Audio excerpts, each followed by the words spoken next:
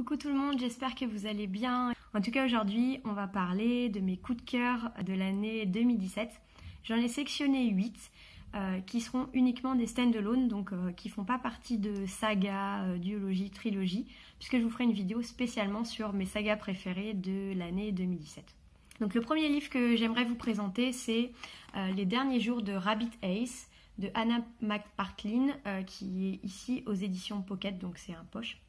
On va suivre les derniers jours de Rabbit Ace, donc qui est malheureusement atteinte d'un cancer et qui donc vit ses derniers jours. Elle a été admise dans on va dire un établissement de soins palliatifs pour se reposer et pour partager ses derniers moments avec ses proches. Et je trouvais que c'était une très belle histoire qui certes est très triste, qui va vous faire pleurer. J'ai pleuré toutes les larmes de mon corps vers la fin du livre, mais j'ai trouvé que c'était une très belle histoire, pleine d'amour, pleine de joie. En fait, tout au long du livre, on va suivre les souvenirs de ses proches, ses propres souvenirs à elle, puisque elle est un peu dans un état second. Elle dort, elle se rappelle son adolescence, son enfance. Et c'est un très joli livre qui m'a vraiment bouleversée. Je trouve que ça donne un regard différent aussi sur le cancer. Peut-être notamment parce que c'est un livre adulte et non pas du young adult. On a un côté qui fait vraiment à la fois plus réaliste et surtout plus vie de tous les jours, si vous voulez, d'une personne qui a une histoire assez banale au final, avec des beaux moments de joie et de partage avec son entourage, et qui nous raconte dans ses derniers instants. Donc c'est vraiment un joli livre, et en tout cas je vous le conseille vivement. Prochaine lecture, donc on est sur quelque chose de complètement différent, puisque c'est du post-apocalyptique, Station 11 de Emily St. John Mandel. Donc moi je l'ai lu en anglais, mais il faut savoir qu'il existe aux éditions Rivage, donc avec le même titre, Station 11. Donc c'est vraiment un de mes gros coups de cœur, je pense, dans mon top 3 de l'année 2017. Pour ceux qui me connaissent, j'adore le post-apocalyptique, la science-fiction. Ici on va pas suivre de zombies, on est vraiment dans du post-apocalyptique réaliste. C'est surtout ça qui m'a plu dans le livre, puisqu'en fait on va suivre les premiers jours puis les années après un terrible virus qui s'abat, je pense que c'est dans le nord des États-Unis, mais donc on va avoir une épidémie mondiale qui va se propager en quelques jours seulement. J'ai trouvé qu'il y avait un côté extrêmement réaliste, donc c'est ça qui m'a beaucoup plu, puisqu'on n'est pas, on n'est pas dans du zombie ou une rage folle ou ce genre de choses, c'est juste des gens qui tombent malades et qui décèdent, un petit peu comme il y a pu avoir avec la grippe espagnole après la Première Guerre mondiale. En fait, on va suivre plusieurs personnages et leur destin. Donc on va suivre au début une petite fille qui s'appelle Kirsten, et puis on va la suivre quelques années plus tard, comment elle survit dans ce monde qui a complètement changé. En fait, Kirsten fait partie d'une troupe de théâtre qui fait du Shakespeare, et donc c'est une troupe de théâtre ambulante, donc ils marchent de ville en ville, enfin ce qui reste des villes, et ils font des performances de théâtre, également musicales. Donc c'est un livre qui est à la fois poétique, qui montre qu'est-ce qui est important sur Terre, qu'est-ce qu'on a envie de sauvegarder, notamment donc ici l'art, la culture, le théâtre, les livres. Donc c'est avec des très beaux messages, et en même temps pour ceux qui aiment le post-apocalyptique, un petit peu d'action, voir les conséquences de ce genre de catastrophe, vous allez être servis. On suit beaucoup de personnages différents, ils sont tous hyper attachants, et en tout cas je vous conseille à 1000%. Donc le prochain livre que j'ai envie de vous présenter, que j'ai lu très récemment, c'est Les enfants de Peakwood de Rod Marty, donc ici que j'ai dans l'édition Scrineo. Il n'est pas encore sorti en poche, donc je pense qu'il est que dans cette édition, mais de toute façon la couverture est tellement belle et il y a un très beau travail d'édition ici, donc je vous le conseille vivement. Au début de l'histoire, on suit un car scolaire dans lequel effectivement il y a beaucoup d'enfants et quelques adultes qui surveillent les enfants, et car scolaire qui va avoir un accident. On n'en sait pas beaucoup plus, et puis on va les retrouver une dizaine d'années plus tard. Donc tous ces enfants sont devenus adolescents, ils sont tous à peu près au lycée, et donc on va les suivre, eux et ses accompagnants, et il va y avoir des phénomènes étranges qui vont commencer à les frapper. Ils vont tous commencer à avoir des espèces de traces grisâtres, un petit peu purulentes, des vieilles blessures qui réapparaissent sur leur corps. Voilà, je ne vais pas vous en dire plus. En tout cas, c'est un super livre. Je le mettrais dans du thriller fantastique, un petit peu aussi paranormal. Personnellement, c'est un très beau coup de cœur. J'ai pas pu décrocher du livre, je pense que je l'ai lu en 2 fois seulement. J'ai adoré suivre ces adolescents qui sont très très attachants et vraiment je vous le conseille. C'est du young adult celui-là, mais ça se lit très bien par des adultes. C'est une lecture qui est vraiment très très agréable. Prochain coup de cœur de cette année, L'aube sera grandiose d'Anne-Laure Bondou. Donc c'est un livre que je me suis procuré, pareil que Les enfants de Picoud, au salon du livre de jeunesse de Montreuil. Donc pareil, ça fait partie de mes lectures assez récentes. Donc en fait dans L'aube sera grandiose, on va suivre une maman qui emmène sa fille le soir du bal du collège dans une petite cabane près d'un lac. Donc évidemment elle est un petit peu dégoûtée, hein. Elle est même très énervée puisqu'elle va pas pouvoir rejoindre ses copines et ses potentiels chevaliers servants. Et surtout elle comprend pas pourquoi sa mère l'emmène au bord d'un lac dans une petite cabane. Ça fait un petit peu peur. Et en fait elles vont se mettre à cuisiner, se mettre à discuter et ça va être toute l'histoire de sa maman et également de sa grand-mère, donc toute l'histoire familiale en fait de personnes que finalement elle ne connaît absolument pas, qu'elle pensait connaître mais qui sont finalement des mensonges. Donc sa mère va lui raconter un petit peu l'histoire de sa vie. C'est une très belle lecture, on est dans du young adult mais encore, moi j'ai pas vraiment trouvé que c'était du young adult parce qu'on est beaucoup plus du point de vue de la mère que de la fille. Et en plus la fille, j'ai pas trouvé que c'était un personnage si intéressant que ça. J'ai trouvé qu'elle avait des réactions assez immatures et puériles, surtout à la fin du livre. C'est une très très très belle lecture, c'est très beau. Je trouve qu'il y a beaucoup de poésie dans la plume d'Anne-Laure Bondou. D'ailleurs je pense lire d'autres ouvrages d'elle. J'ai vraiment beaucoup aimé. Alors certes, c'est pas... on découvre à peu près la fin, vers la moitié, les 3/4. J'ai pas été surprise tant que ça par la fin, mais j'ai envie de dire peu importe. C'est vraiment c'est une épopée familiale très belle qui a des conséquences sur de nombreuses années et qui personnellement m'a beaucoup touchée. Donc celui-là, je vous le conseille vivement. Et j'ai pas dit, il est aux éditions Gallimard Jeunesse et il n'est pas encore disponible en poche parce il vient juste de sortir. Prochaine lecture, coup de cœur de l'année 2017. Vous allez me dire, tu avais quelque chose sur les livres qui traitent du cancer ou eh bien non, complètement par hasard. Donc j'aimerais vous présenter A Monster Calls. Donc en français c'est quelques minutes ou quelques heures après minuit. Je sais jamais si c'est heure ou minute, je m'excuse. C'est de Patrick Ness.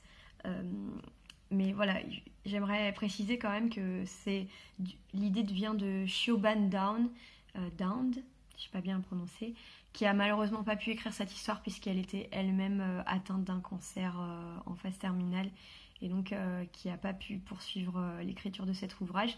Patrick Ness fait vraiment un travail formidable ici. En fait, on va suivre un petit garçon, je sais plus comment il s'appelle, mais c'est pas si important. Un petit garçon qui a, je pense, 12-13 ans maximum, s'occupe de sa maman qui est atteinte d'un cancer. C'est très dur. Et en fait, ce qui va se passer, c'est que le petit garçon va commencer à être visité par un espèce d'arbre géant, donc un monstre, qui vient le voir toujours à la même heure, certaines nuits, qui va lui raconter des histoires. Voilà. Il a 3 histoires à lui raconter et en fait, il demande au petit garçon qu'une fois les 3 histoires racontées, le petit garçon raconte la 4e histoire. C'est très beau, vraiment. En plus, je l'ai dans l'édition illustrée de Jim Kay. Donc c'est celui qui fait les illustrations d'Harry Potter dans les versions illustrées. Donc c'est franchement splendide. Je vais vous montrer. Voilà, donc c'est très beau. C'est un petit peu glauque, mais c'est très très beau. C'est une très belle histoire qui peut se lire, je pense, à partir de la préadolescence. Personnellement, c'est une histoire qui m'a beaucoup touchée, puisqu'en fait, on est vraiment sur les conséquences de la maladie. Plus sur l'entourage au final que sur la maman en elle-même et comment ça affecte la vie du petit garçon. Ce grand arbre est là pour lui raconter des histoires. À la base, on comprend pas trop le rapport. On comprend pas qu'est-ce qu'on ces histoires et quels sont le rapport avec la vie du petit garçon. Lui-même, il comprend pas trop le rapport. Et puis au final, ça va se mettre en place. Et c'est une histoire qui est très très belle et qui, je pense, peut toucher les personnes à tous les âges. Donc vraiment, celui-là, je vous le conseille. Il est disponible en français, même en poche, sous les éditions, que je ne dise pas de bêtises, Folio Junior. Changement de décor, changement d'habit, de maquillage. Ma vidéo Top 2017 a complètement planté. pendant que j'étais en train de parler. Donc voilà, vous avez la suite de vidéos avec un petit changement de décor. Voilà, je suis ravie d'avoir à refaire la vidéo. Hein, voilà. Merci mon téléphone. Le premier, je voulais vous présenter, et c'est un de mes énormes coups de cœur de l'année 2017. Donc ça s'appelle Des milliards de tapis de cheveux de Andreas Esbach. Je sais pas trop comment prononcer. C'est un auteur allemand. Je les ai aux éditions La Talente.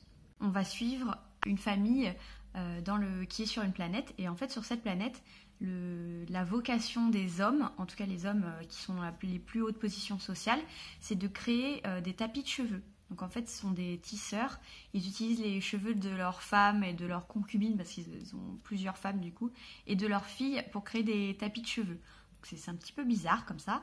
Il y a des petits points un petit peu gênants. Par exemple, du coup, les femmes qui ont les cheveux cassants ou abîmés ou qui se dédoublent facilement ne font pas de bon mariage. Donc voilà, pendant tout le livre, j'étais là, ah, mes cheveux, ne touchez pas à mes cheveux. Donc c'était assez sympa. Et en fait, ce qui est vraiment intéressant avec ce livre, puisqu'ici on est vraiment c'est de la science-fiction adulte. Donc moi à la base c'est pas du tout, c'est un genre qui me fait peur. La science-fiction young adulte ça va, mais la science-fiction adulte j'ai toujours peur de pas comprendre et que ça parte trop loin. Et en fait ce qui est bien avec ce livre, c'est que chaque chapitre on va suivre le point de vue d'un personnage différent.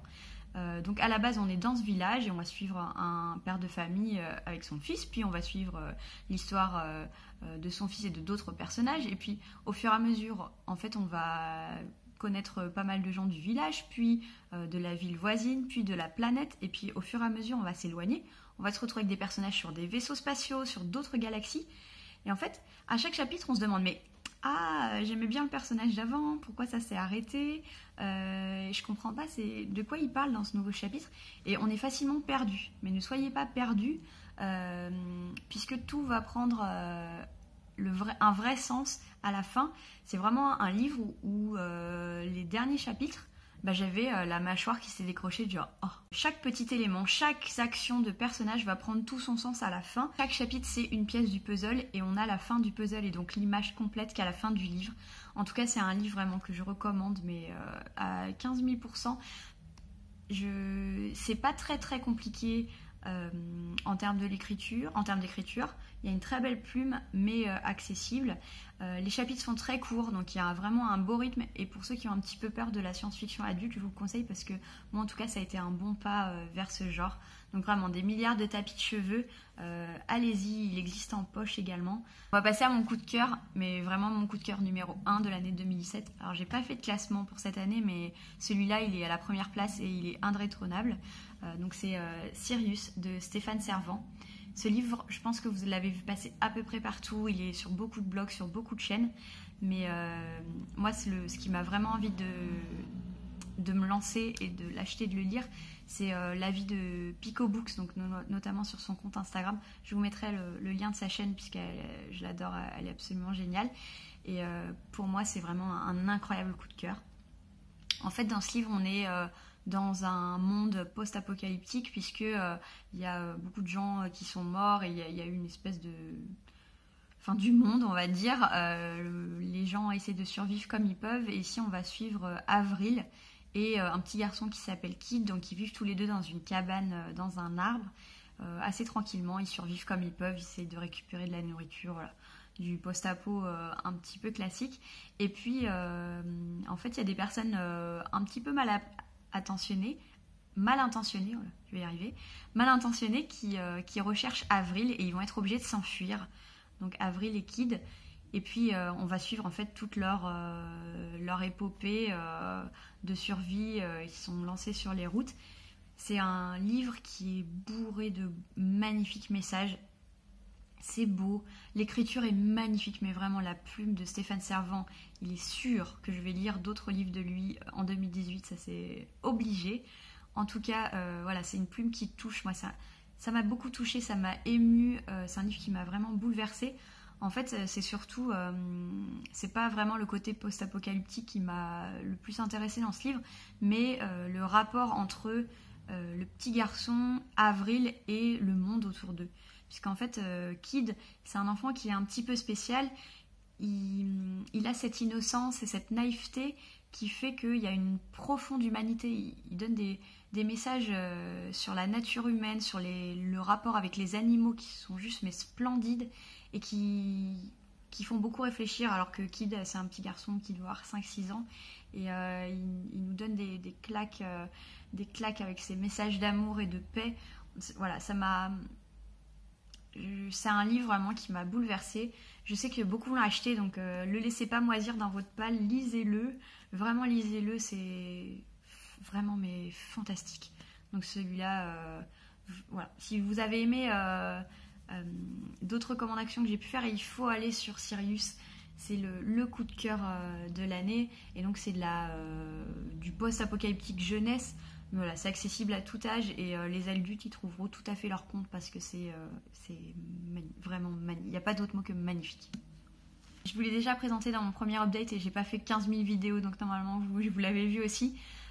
En fait, dans Ready Player One, on est dans une société, on va dire dans une 50aine d'années, où c'est devenu difficile, il y a une surpopulation, les gens ne peuvent pas se nourrir correctement. Encore une fois, un petit peu du post-apo dystopique. Et en fait, les gens vont s'évader dans l'Oasis, qui est un espèce de jeu vidéo de réalité virtuelle. On peut tout y faire, on peut se reconstruire une personnalité, étudier, travailler. Il y a un système d'argent, je veux dire, tout est fait en fait pour qu'on reste dans l'Oasis 24 heures sur 24. Et en fait, on suit un jeune homme qui est un gunter, donc lui qui cherche les indices laissés par le fondateur du jeu. Et évidemment, celui qui trouvera tous les indices héritera du fondateur et puis il y aura le contrôle d'Oasis. C'est vraiment un livre chasse au trésor. Voilà, c'est bourré de pop culture, de références pop culture, films, séries, il y a des mangas, des comics, vraiment il y en a pour tous les goûts, beaucoup de pop culture des années 80. Alors personnellement c'est pas ma génération, mais je m'y suis retrouvée, j'ai vraiment adoré toutes ces références. C'est vraiment un livre de passionnés. En fait, tout le monde est passionné dans le livre et ça se sent. Tous les gunters, ils sont à fond sur toutes les petites références pour trouver les indices. Et on est vraiment avec eux. En fait, on veut trouver les indices, on cherche. Et c'est vraiment ça qui m'a plu. C'est une très belle chasse au trésor avec plein d'actions, avec de belles amitiés. Une romance, mais qui n'est pas trop prédominante. Donc pour moi, ça allait très très bien. En tout cas, vraiment, celui-là, je vous le conseille. Il y a la bande-annonce qui est sortie, puisque le film réalisé par Spielberg sort. Ouh, j'adore Spielberg, je suis hyper contente. La bande-annonce, j'étais un petit peu mitigée, puisqu'ils sont pas mal focalisés sur la romance, ce qui n'est pas du tout le cas dans le livre. Donc j'espère que ça ne sera pas trop prédominant. Vraiment, je vous conseille de le lire avant d'y aller. Et puis en plus, il est disponible en poche. Moi, je l'ai lu en anglais, donc Ready Player One, c'était aux éditions Arrow Books. Mais il est disponible en poche sous le nom Player One. Donc vraiment allez-y, il est pas cher, il est génial et avant d'aller voir le film, c'est une très très belle entrée en matière. Donc ça en est tout pour mon top de l'année 2017, donc en 2 parties, hein, entre avant bug, après bug. En tout cas, je vous souhaite de très très belles lectures et puis je vous fais de gros bisous. Et n'hésitez pas à me laisser un pouce bleu, à partager les vidéos et à vous abonner.